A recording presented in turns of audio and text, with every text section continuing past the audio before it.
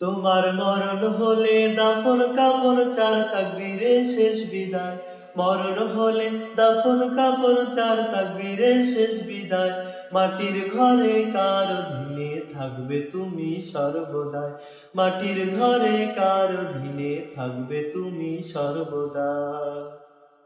পরের উপর জুলুম করে করছো কত আরাম, অনায়াসে জানতে তুমি কোনটা হালাল হারাম।